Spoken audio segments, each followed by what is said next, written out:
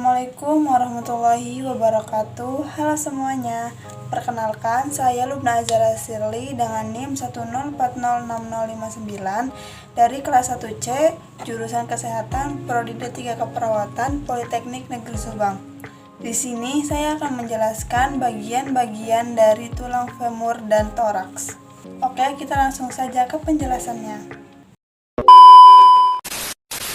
Yang pertama, tulang femur. Tulang femur adalah tulang paha yang terkuat, terpanjang, dan terbesar di tubuh manusia.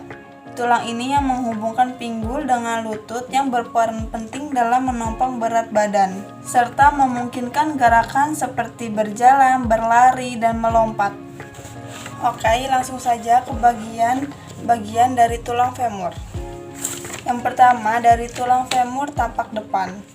Column femoris, yaitu tulang terpanjang dan terkuat di tubuh manusia yang berfungsi sebagai penopang beban tubuh, menghubungkan pinggul dengan lutut, membantu gerakan berjalan, berlari, dan melompat, dan terakhir menjadi titik lekatnya otot-otot paha. Selanjutnya ada bagian dari fossa trochanterica. Fossa trochanterica merupakan lekukan atau cekungan pada permukaan tulang femoris atau tulang paha yang terletak di bagian atas dan luar. Selanjutnya, bagian trochanter major. Trochanter major merupakan tonjolan tulang yang terletak di bagian atas dan luar tulang femur, tepatnya di bawah sendi pinggul. Fungsinya sebagai membantu gerakan rotasi dan abduksi atau mengangkat ke samping pinggul, mengurangi tekanan pada sendi pinggul, dan menjadi tempat perlekatan ligamen dan tendon.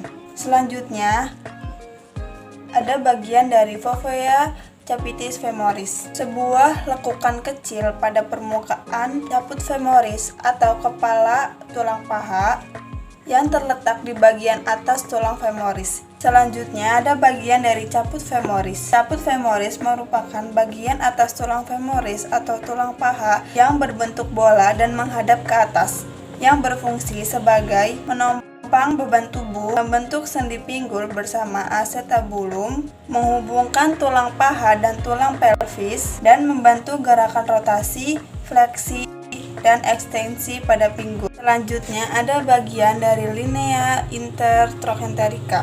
Linea intertrochanterica merupakan garis atau lekukan yang terletak pada bagian atas tulang femoris atau tulang paha, tepatnya di antara trochanter mayor dan trochanter minor. Selanjutnya, ada bagian dari trochanter minor. Trochanter minor adalah tulang yang terletak di bagian atas tulang femoris atau tulang paha di sebelah dalam trochanter mayor. Selanjutnya, ada bagian dari corpus femoris. Badan tulang paha atau corpus femoris adalah bagian utama dari tulang femoris atau tulang paha yang terletak di antara trochanter mayor dan condylus femoris. Selanjutnya, ada bagian dari tuberculum adductorium. Tuberculum adductorium adalah tonjolan kecil pada permukaan medial tulang femoris atau tulang paha yang terletak di bagian atas dan dekat dengan garis pertengahan, yang berfungsi menjaga stabilitas sendi pinggul, membantu gerakan adduksi atau menggerakkan kaki ke arah tengah tubuh, dan titik letaknya otot adduktor magnus. Selanjutnya, bagian dari epicondylus medialis. Epicondylus medialis adalah tonjolan tulang pada permukaan medialis atau permukaan dalam condylus femoris atau ujung bawah tulang paha. Bagian selanjutnya yaitu facies patellaris. Facies patellaris merupakan permukaan tulang femoris atau tulang paha yang berhubungan dengan patella atau tempurung lutut. Permukaan ini terletak di bagian distal tulang femoris dan memiliki bentuk yang sedikit cembung. Dan bagian terakhir yaitu bagian dari epicondylus lateralis. Epicondylus lateralis merupakan tonjolan tulang dari permukaan lateral atau permukaan luar condylus femoris atau ujung bawah tulang paha, yang berfungsi membantu gerakan ekstensi dan rotasi lateral lutut dan menjaga stabilitas sendi lutut. Oke, selanjutnya bagian tulang femur tampak belakang. Bagian-bagian tulang femur tampak belakang yaitu ada bagian dari caput femoris. Caput femoris atau kepala tulang paha adalah bagian atas tulang femoris atau tulang paha yang berbentuk bola dan menghadap ke atas. Selanjutnya bagian fovea capitis femoris. Fovea capitis femoris adalah sebuah lekukan kecil pada permukaan caput femoris atau kepala tulang paha yang terletak di atas tulang femoris. Selanjutnya ada bagian dari column femoris. Column femoris merupakan tulang terpanjang dan terkuat di tubuh manusia yang berfungsi sebagai menopang beban tubuh, menghubungkan pinggul dengan lutut, membantu gerakan berjalan, berlari, dan melompat, dan menjadi titik lekatnya otot-otot paha. Selanjutnya, bagian trochanter minor. Trochanter minor adalah tonjolan tulang yang terletak di bagian atas tulang femoris di sebelah dalam trochanter mayor. Bagian selanjutnya yaitu linea pectinea, yaitu garis atau lekukan yang terletak di bagian depan tulang femur atau tulang paha, tepatnya di antara trochanter minor dan corpus femoris. Bagian selanjutnya yaitu trochanter mayor. Trochanter mayor merupakan tonjolan tulang yang terletak di bagian atas dan luar tulang femur atau tulang paha, tepatnya di bawah sendi pinggul. Bagian selanjutnya yaitu tuberculum quadratum.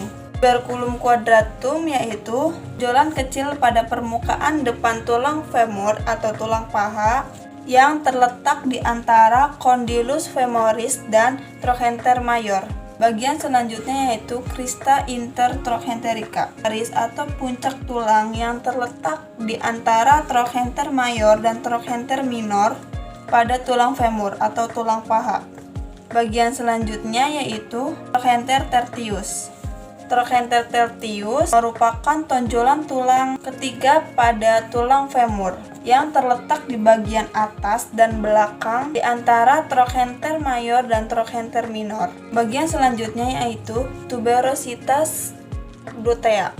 Tuberositas glutea adalah tonjolan tulang pada permukaan lateral atau permukaan luar tulang femur atau tulang paha yang terletak di bagian atas dan belakang. Bagian selanjutnya yaitu labium laterale. Labium laterale adalah bagian dari acetabulum atau sendi pinggul yang terletak di sisi luar atau lateral.